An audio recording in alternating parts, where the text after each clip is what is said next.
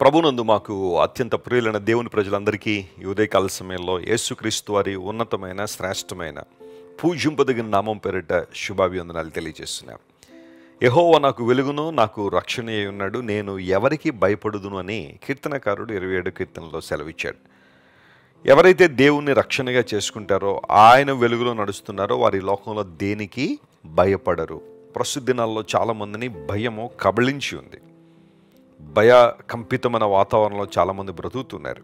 గత జీవితాన్ని గురించిన భయం, వర్తమానాన్ని గురించిన భయం చాలామందిని వేధిస్తుంది.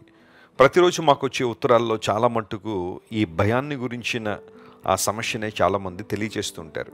మా కోసం ప్రార్థించేయండి, భయంలో ఉన్నాం, భయం వేస్తుంది, విడుదల కావాలి అని చాలామంది అడుగుతూ ఉంటారు. అయితే పరిశుద్ధ లేఖనాలు మనం చదువుతున్నప్పుడు, దేవుని గ్రంథాన్ని మనం పఠిస్తున్నప్పుడు, పరిశుద్ధాత్మ దేవుని యొక్క సంరక్షణలు మనం ఎదుగుతున్నప్పుడు భయాన్ని కలిగించడానికి పరిస్థితులు చాలా మన చుట్టూ ఉండొచ్చు, కానీ వాటిని అధిగమించగలిగే శక్తిని, ఆత్మ బలాన్ని పరిశుద్ధాత్మ దేవుడు మనకు అనుగ్రహిస్తారు. కనుక ఆయన మీద మనం ఆధారపడినప్పుడు ధైర్యంగా మనం జీవిస్తాం. ఈరోజు వాగ్దానం కోసం కనిపెడుతున్నారు కదా, పరిశుద్ధ గ్రంథాలు తెరిచి ఆదికాండము 21వ అధ్యాయము మొదటి వచనాన్ని చదువుకుందాం. Genesis chapter 21 and verse 1. యెహోవా తాను చెప్పిన ప్రకారము షారాను దర్శించెను. యెహోవా తానిచ్చిన మాట చొప్పున షారాను గురించి చేసెను. And the Lord visited Sarah as he had said, and the Lord did unto Sarah as he had spoken. ఎంత చక్కని వాగ్దానం.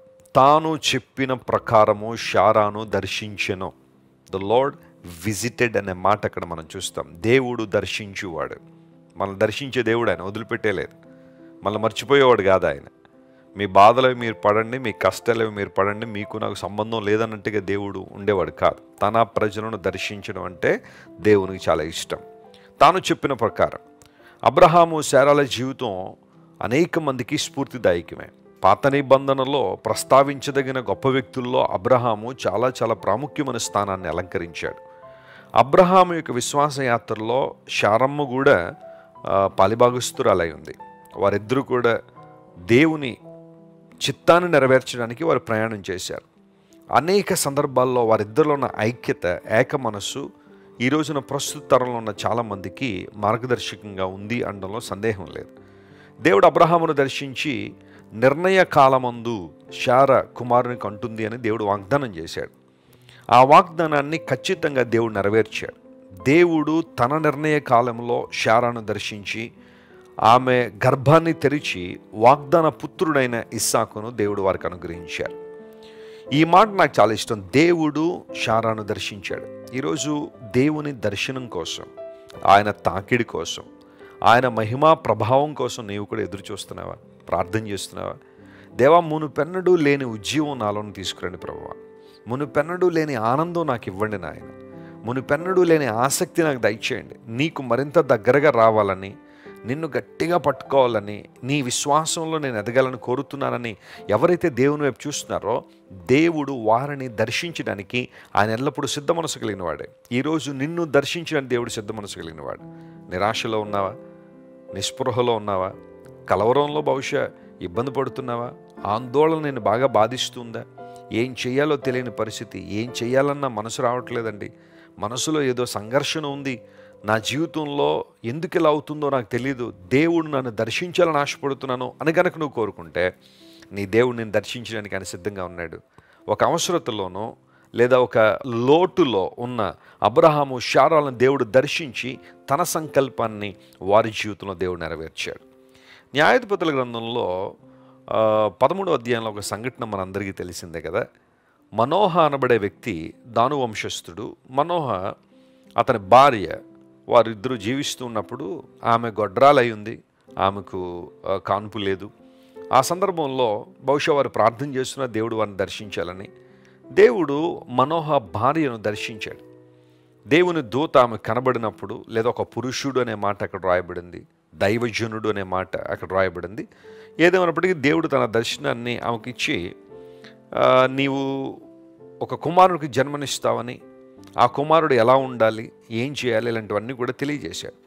అయితే ఆ సందర్భంలో తన భర్త అక్కడ లేడు కాబట్టి ఆమె తన భర్తకు చెప్పింది, ఇలా ఇలా జరిగిందంటే వెంటనే మనోహ దేవుని సన్నిధిలో ఒక ప్రార్థన చేస్తారు, ఒక మనవి చేస్తారు, ప్రభువా ఆ వ్యక్తి మరలా మాకు కనబడి మాకు పుట్టబోయే బిడ్డను మేము ఎలా పెంచాలో మాకు తెలియచెప్పినట్లుగా జ్ఞానాన్ని నేర్పించని ప్రార్థన చేయగానే దేవుడు మనోహ ప్రార్థన ఆలకించి మరలా వారిని దర్శించాడని న్యాయాధిపతుల గ్రంథంలో మనం చూస్తాం. అనగా ఎవరైతే ఇష్టపడతారో ప్రభువా నీ దర్శన భాగ్యం మాకు కలగాలి, నీ సన్నిధి మాకు కావాలి, నీ తాకిడి మాకు అవసరం అని ప్రార్థిస్తారో దేవుడు వారి ప్రార్థన అంగీకరిస్తున్నాడు. మనోహ ఏదైతే ప్రార్థన చేశాడో దేవుడు మరలా ప్రార్థన అంగీకరించి వారిని దర్శించినట్టుగా జడ్జెస్లో మనం చూస్తాం.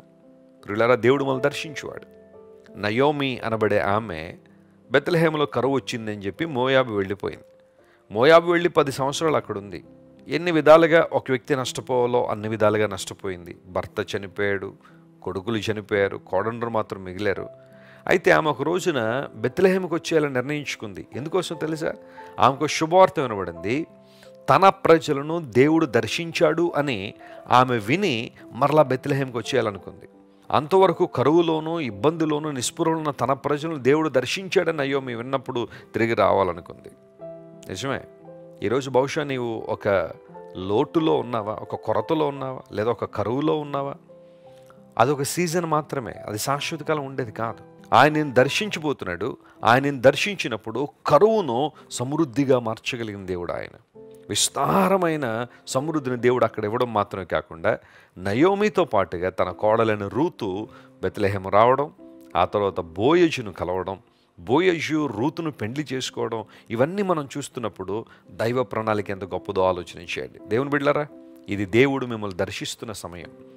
నువ్వు ఎక్కడి నుంచి ఈ మాటలు వింటున్నా, ఈ వాగ్దాన సందేశాన్ని బహుశా ఒకవేళ మార్నింగ్ వాక్ చేస్తూ నువ్వు విన్నావేమో, ఒకవేళ ఈ వాగ్దాన సందేశాన్ని ఒక హాస్పిటల్లో కూర్చుని ఈరోజు నా పరిస్థితి ఏంటా అని ఆలోచన చేస్తూ వింటున్నావేమో, లేదా ఒక ఇంటర్వ్యూ కోసం బస్సులో ప్రయాణం చేస్తూ ఈ వాగ్దాన సందేశాన్ని వింటున్నావేమో, దేవునితో మాట్లాడుతున్నాడు. ఆయన నిన్ను దర్శించే సమయం ఇది. God is visiting you today and is gonna do a great thing. ఒక అద్భుతం నీ జీవితంలో చేయడానికి దేవుడు నేను దర్శిస్తున్నాడు. ఆయన ఆహ్వానించు, అద్భుతాలు నీ జీవితంలో చూస్తా. ఈ వాగ్దానాన్ని క్లెయిమ్ చేసి ప్రభువుని స్తుతిద్దాం, ప్రార్థిద్దాం. కళ్ళు మూసుకోండి. ప్రేమగల తండ్రి, నీవు చెప్పినట్టుగానే శారాను దర్శించిన దేవుడు నాయన. అవసాన దశలో, వృద్ధాప్యంలో కూడా ఆమె గర్భాన్ని తెరిచి అసాధ్యమైన వాటిని సాధ్యపరచగలను అని రుజువుపరిచావు ప్రభువా, నీకు స్తోత్రాలు. ఈరోజు మా ప్రియులు ఎంతమంది అయితే నీ దర్శన భాగ్యం కోసం ఎదురు చూస్తున్నారో, నీవు వారిని ముట్టాలని, తాకాలని, వారిని ఉద్ధరించాలని, లేవనెత్తాలని ఎంతమంది అయితే ఆశిస్తున్నారో వారందరి జీవితాల్లో బలమైన కార్యం జరిగించండి అయ్యా, ఆశీర్వదించండి. నీ మంచితనాన్ని వారి జీవితంలో కనుపరచమని కోరుతున్నాం. ఘనత, మహిమ, ప్రభావం నీకు మాత్రమే ఆరోపిస్తూ ఈ వాగ్దాన సందేశాన్ని దీవించుమని యేసు నామం పేరిట అడిగి వేడుకొనిచున్నాం తండ్రి. Amen, amen, amen. God bless you dear friends. Have a wonderful and beautiful day. Christ worship center ఓ బలమైన సంఘ ఉద్యమం. కొన్ని సంవత్సరాల క్రితం కేవలం 2 ప్రారంభించబడిన పరిచర్య నేడు ప్రపంచవ్యాప్తంగా లక్షలాది మందిని ప్రభావితం చేయుచున్నది. రాజమండ్రి, సికింద్రాబాద్, బెంగళూరు, నెల్లూరు, దుబాయ్, బెహ్రైన్, కరీంనగర్, విశాఖపట్నం, గద్వాల్, కొవ్వూరు, మలకపల్లి, శ్రీలంక, భూటాన్, అడ్డతీగల, పాలమూరు, ఒంగోలు, బళ్ళారి, కోరుకొండ, పోతవరం, నల్లజర్ల, వెంకటరామయ్యగూడెం, మచిలీపట్నం, ఇందిరానగర్లతో పాటు అనేక గ్రామాల్లో క్రైస్ట్ వర్షిప్ సెంటర్ ఆరాధనలు జరుగుచున్నవి. వాక్య సంబంధమైన ఉద్యమంలో, పరిశుద్ధాత్మ సంరక్షణలో కొనసాగాలనుకునే ప్రతి ఒక్కరికి మా ప్రేమపూర్వక ఆహ్వానాన్ని అందిస్తున్నాము. రండి, ఆత్మతో సత్యముతో ప్రభువైన యేసు క్రీస్తును ఆరాధిద్దాం.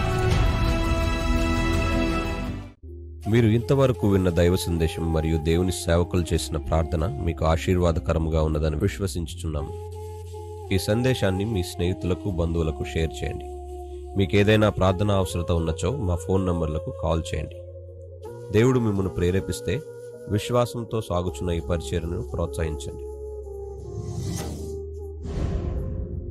మరిన్ని వర్తమానాలు, పాటలు వినుటకు జాన్ వెస్లీ మినిస్ట్రీస్ అను మా యూట్యూబ్ ఛానల్ను సబ్స్క్రైబ్ చేసుకొనండి. ప్రభువైన యేసుక్రీస్తు కృప మీకు తోడైండును గాక.